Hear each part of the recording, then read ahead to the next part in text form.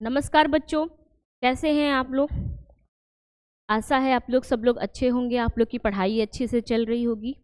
बच्चों अब ये काम आप कर सकते हैं, परीक्षा नज़दीक आ रहे हैं तो आप जितना कुछ पढ़ चुके हैं आप उसको ही बस रिवाइज करिए, कुछ नया टॉपिक ऐड करने की ज़रूरत नहीं है। ठीक है, तो बच्चों हम लोग जो कल लास्ट में पिछली क्लास में वाक्य पढ़े थे, तो हमारे जितने भी विकारी शब्द थे, ऐसे शब्द जो परिवर्तित हो जाते हैं, उनको हम लोग क्या कहते हैं, विकारी शब्द कहते हैं।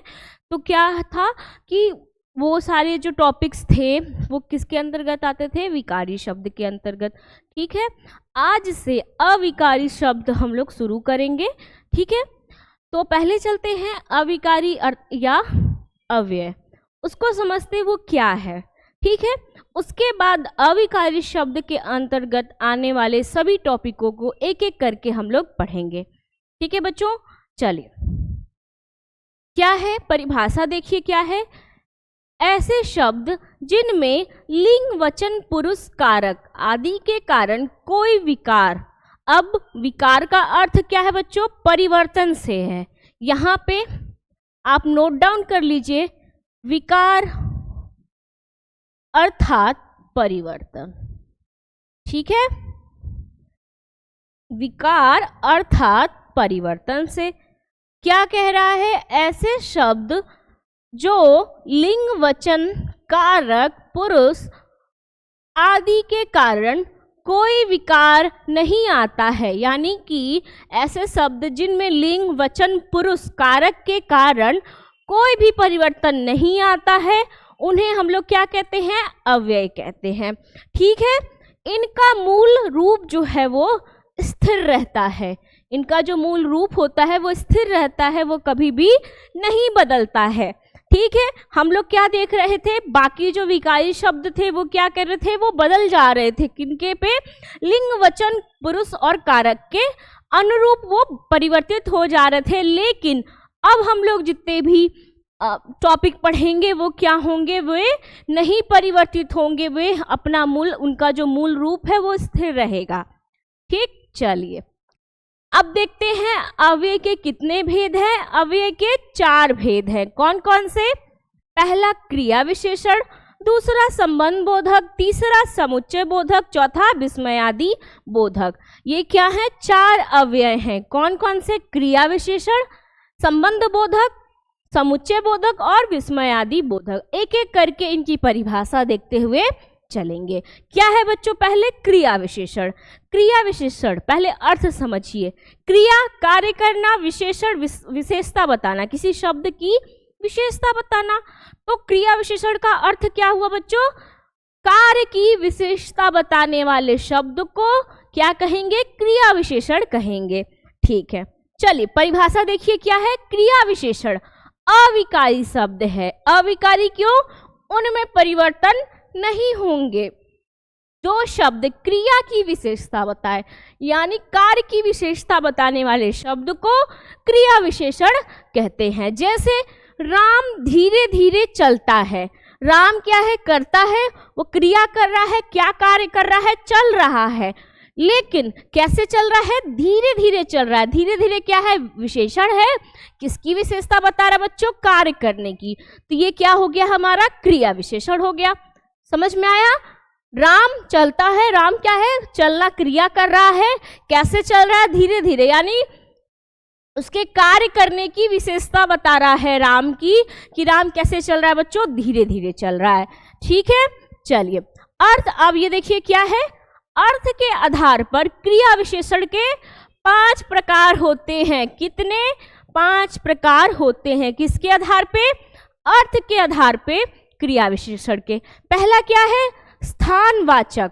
देखिए परिभाषा क्या है, जो शब्द क्रिया के स्थान का, ऐसे शब्द जो कार्य करने के स्थान का बोध कराए, उन्हें हम लोग क्या कहेंगे, स्थानवाचक। जैसे कोई शब्द हैं जो ये बताएं कि जो क्रिया हो रही है, जो कार्य हो रहा है, वो कहाँ हो रहा है, उसका स्थान बताए। ठीक है, उसको हम लोग क्या कहेंगे, स्थानवाचक क्रिया विशेषण कहेंगे। जैसे की पॉइंट है, की पॉइंट ले लीजिए। की पॉइंट क्या होता है बच्चों, कि ये आपके एग्जाम में प्रश्न को सॉल्व करने के लिए, हल करने के लिए आपको काफ़ी मदद करते हैं। कैसे? क्योंकि हम लोग को परिभाषा, इतनी सारी परिभाषाएं हैं, याद नहीं रहती हैं क्योंकि बहुत कुछ पढ़ना है। तो ये ऐसे छोटे छोटे शब्द हैं, ऐसे छोटे छोटे की पॉइंट हैं जिनको हम लोग समझ लेते हैं तो बाकी के जो भी प्रश्न इनसे संबंधित पूछे जाएंगे हम लोग उसको हल कर लेंगे। ठीक है, क्या है? यहाँ वहाँ, ये नोट डाउन कर लीजिएगा बच्चों, ये बहुत इंपॉर्टेंट है। ये सारी चीज़ें इन्हीं के द्वारा आप प्रश्नों को आसानी से हल कर पाएंगे। यहाँ वहाँ, कहाँ, जहाँ, सामने, नीचे, ऊपर, आगे, भीतर, बाहर आदि। जैसे एग्जाम्पल ले लीजिए, श्याम बाहर खेल रहा है। श्याम बाहर खेल रहा है। श्याम क्या कर रहा है? क्रिया कर रहा है। क्या क्रिया कर रहा है? खेल कर रहा है। लेकिन कहाँ कर रहा है? स्थान बता रहा है ना कि वो बाहर खेल रहा है। ठीक है, समझ में आ रहा है कि जो बाहर शब्द है, बाहर खेलना, वो क्या है? क्रिया विशेषण है। ये बता रहा है किसका, कौन सा विशेषण है? क्रिया विशेषण में भी स्थानवाचक। क्यों? क्योंकि वो कार्य करने का स्थान बता रहा है कि बाहर ये कार्य हो रहा है।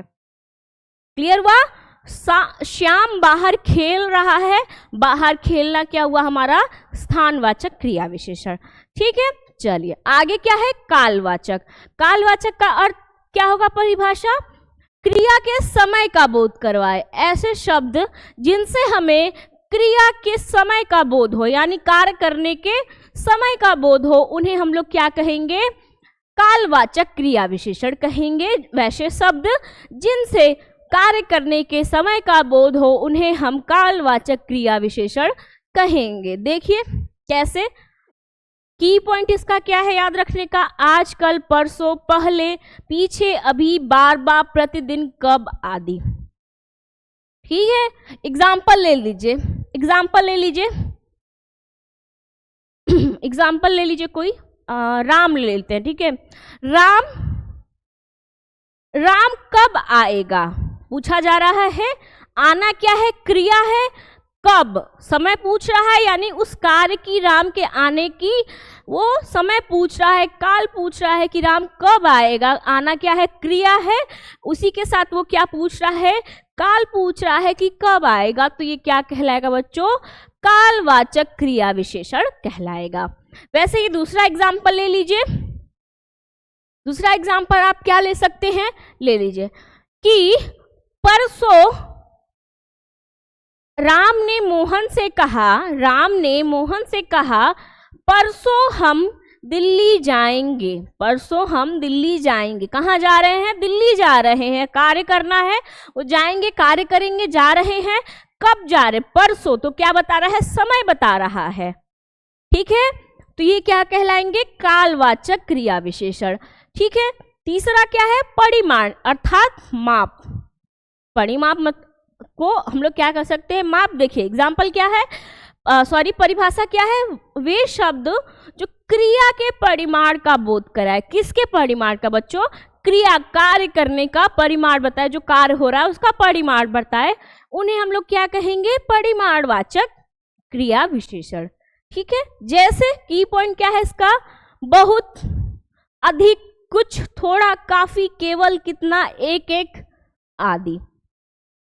एग्जाम्पल देख लीजिए। जैसे एग्जाम्पल ले लीजिए कि रमेश बहुत बहुत तेज भागता है, या इसको ऐसे ले सकते हैं कि रमेश कुछ खा रहा है। रमेश कुछ खा रहा है। खाना क्या है?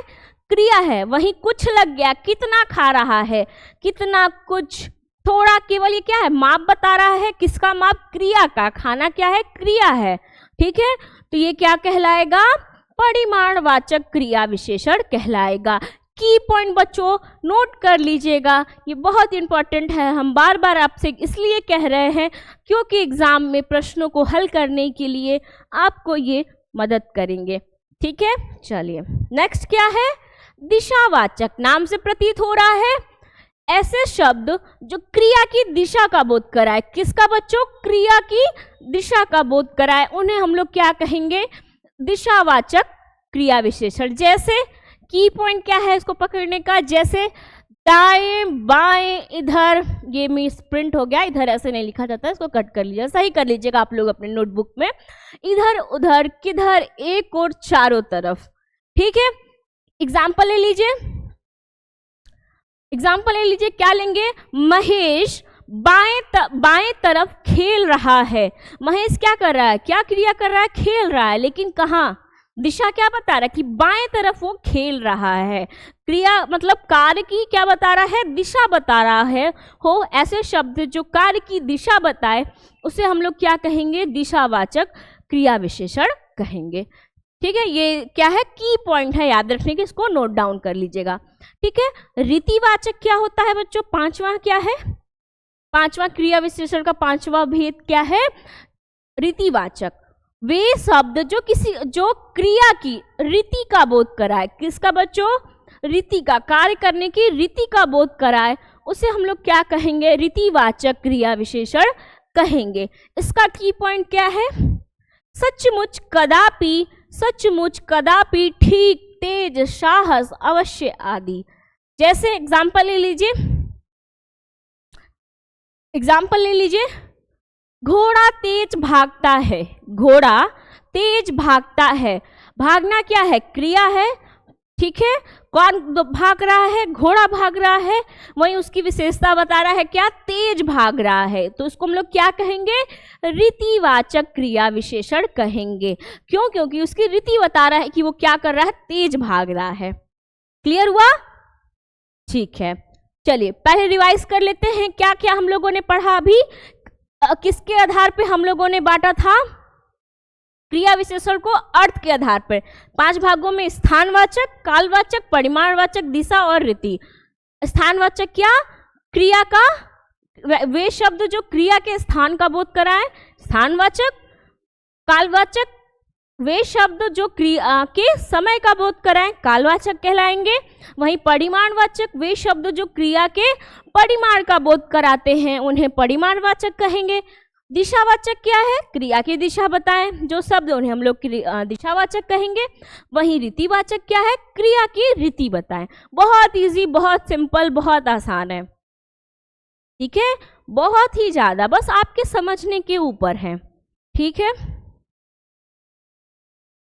ठीक। अब देखिए यहाँ पे क्या है? उर्दू के क्रिया विशेषण। कुछ ऐसे शब्द हैं जो उर्दू में क्रिया विशेषण में प्रयोग आते हैं, जैसे शायद, जरूर, अक्सर, फौरन आदि।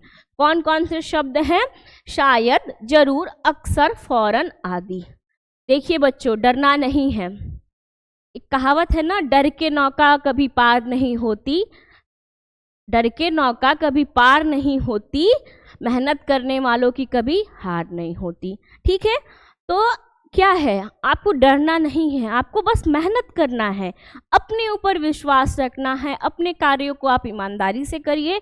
कितनों बड़ा से बड़ी, कोई भी बड़ी से बड़ी परीक्षा हो, आप उसको पास कर लेंगे। बस आप अपने मन में ये याद रखिए कि डरना नहीं है, हौसला नहीं हारना है, पढ़ाई करनी है, मेहनत करनी है, और वो भी ईमानदारी से अपनी चीज़ों को करना है। ठीक है, चलिए आगे क्या है बच्चों? संबंध बोधक अव्यय। अव्यय का तीसरा भेद क्या है? दूसरा संबंध बोधक अव्यय।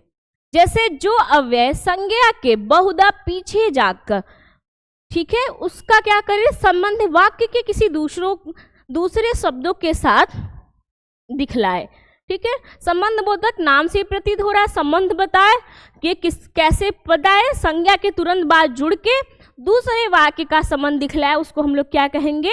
संबंध बोधक अव्यय। जैसे नौकर गांव तक गया, गांव क्या है? संज्ञा है, उसके पीछे ये जुड़ गया, ये तक जुड़ गया, ये क्या हो गया? संबंध बोधक। ये क्या, कौन सा वाक्य हो गया? संबंध बोधक। जैसे तक, यहाँ पे क्या है? भर। रात भर जागना अच्छा नहीं होता। ठीक है, रात भर जागना अच्छा नहीं होता। तो ये भर तक, ये सब क्या है बच्चों?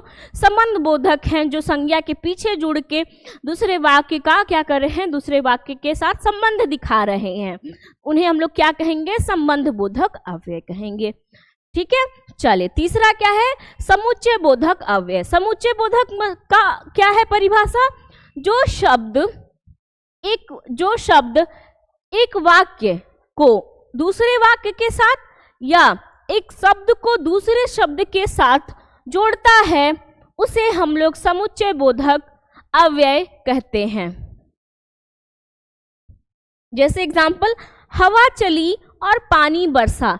हवा चली ये एक वाक्य है, पानी बरसा ये दूसरा वाक्य है। इनको कौन जोड़ रहे हैं? और। तो ये हमारा और क्या हुआ? समुच्चय बोधक कहलाएगा, समुच्चय बोधक अव्यय कहलाएगा। ये लिंग वचन कारक के अनुसार बदलता नहीं है, इसका मूल रूप क्या रहता है? स्थिर रहता है, इसीलिए ये अविकारी शब्द है। ठीक है, तो हवा चली और पानी बरसा, हवा चली दूसरा वाक्य है, पानी बरसा दूसरा वाक्य है। तो क्या हो रहा है? पहले और दूसरे वाक्य को कौन जोड़ा है? और जोड़ा है, और जो है वो हमारा क्या है? समुच्चय बोधक अव्यय है। दूसरा एग्जांपल देखिए, 2 और 2 4 होते हैं। 2 क्या है? शब्द है, उसको वाक्य से जोड़ रहा है। कौन जोड़ रहा है? और जोड़ रहा है। तो और हमारा क्या है? समुच्चय बोधक अव्यय। और इसलिए परंतु, किंतु ये सब क्या करते हैं? 2 वाक्यों को आपस में जोड़ते हैं। ठीक है, ऐसे शब्द जो वाक्यों को, शब्दों को जोड़े वे क्या कहलाएंगे बच्चों? समुच्चय बोधक अव्यय कहलाएंगे। ठीक है, चलिए लास्ट क्या है? विस्मय आदि बोधक अव्यय। हम लोगों ने वाक्य में लास्ट में पढ़ा था ना, विस्मय आदि। ठीक है, विस्मय आदि मतलब कोई भी भाव का बोध होना, किसी भी प्रकार के भाव का। अब कोई किसी भी प्रकार भाव के क्या प्रकार हो सकते हैं? शोक, घृणा, गुस्सा, हर्ष, खुशी, ये सब क्या है? आश्चर्य, ये सब क्या है? भाव है।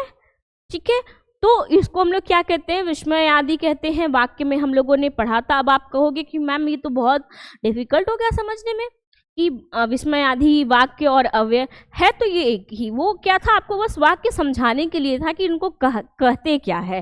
ठीक है, तो अब क्या हम लोग पढ़ेंगे? अव्यय मतलब वो विस्मय आदि अव्यय होते कौन कौन से हैं। ठीक है, क्या है परिभाषा? क्या है बच्चों? तो अव्यय, सॉरी ये गलत लिखा है, ये इसको आप सही कर लीजिएगा,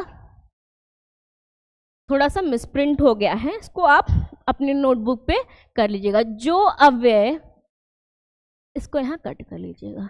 ठीक है, जो अव्यय हर्ष, ऐसे शब्द जिनसे हर्ष, शोक, घृणा भाव को सूचित करें, ठीक है, उनसे बोध हो, उन भाव का बोध हो, उसे हम लोग क्या कहेंगे? विस्मय आदि बोधक अव्यय कहेंगे। इसका चिन्ह क्या होता है? ये ऐसे शब्द जिनके साथ ये चिन्ह, विस्मय आदि सूचक चिन्ह, इसको कहते हैं विस्मय आदि सूचक चिन्ह जुड़ा हो, वो क्या कहलाएगा? विस्मय आदि बोधक अव्यय कहलाएगा।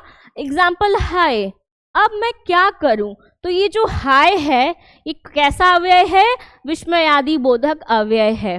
क्यों? क्योंकि इससे भाव प्रकट हो रहा है, वो दुखी है। हाय, अब मैं क्या करूं? भाव जो है वो भाव उत्पन्न हो रहा है, तो वो क्या कहलाएगा? विस्मय आदि बोधक अव्यय कहलाएगा। ठीक है, वहीं अरे वह गिर गया, अरे वह गिर गया, ये क्या है? ये भी दुखी का भाव प्रकट कर रहा है। अरे वह गिर गया, तो इसमें कौन सा अव्यय है? विस्मय आदि बोधक अव्यय है। ठीक है, शाबाश तुमने कर दिखाया, यहाँ पे क्या हो रहा है? उसको शाबाशी दे रही है, खुशी जाहिर की जा रही है, यानी भाव उत्पन्न हो रहा है। क्या कहलाएगा? विस्मय आदि बोधक अव्यय कहलाएगा। इसी प्रकार छी, छी कितनी गंदगी है, क्या घृणा है, भाव उत्पन्न हो रहा है। ठीक है, ये सब क्या है? अरे छी, राम राम, हे भगवान, ये सब क्या है बच्चों? भाव है ना। ऐसा लग रहा है ना कि हम लोग किसी को कुछ बुला रहे हैं, तो ऐसे शब्द क्या कहलाएंगे? विस्मय आदि बोधक अव्यय। चलिए इसको समझते हैं, रिवीजन कर लेते हैं। संबंध बोधक क्या होता है?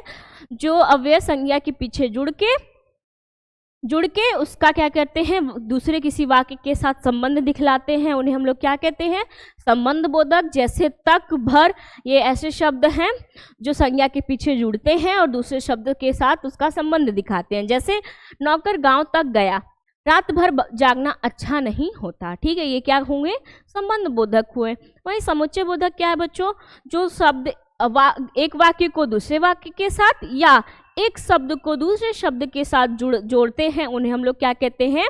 समुच्चय बोधक अव्यय कहते हैं। वे शब्द कौन कौन से हो सकते हैं? और, इसलिए, परंतु, किंतु। क्यों? क्योंकि ये क्या करते हैं? 2 वाक्य को आपस में जोड़ते हैं। जैसे 2 और 2 4 होते हैं। वहीं पे विस्मयादि बोधक क्या है, जिससे किसी वे वाक्य जिनसे विभिन्न प्रकार के भावों का पता चले उन्हें हम लोग क्या कहेंगे, विस्मयादि बोधक। जैसे हाय, अरे, शाबाश, छी, हे भगवान, ये ऐसे शब्द, ये कैसे शब्द हैं, विस्मयादि बोधक अव्यय वाले शब्द हैं। ठीक है, तो ये रहा हमारा अव्यय।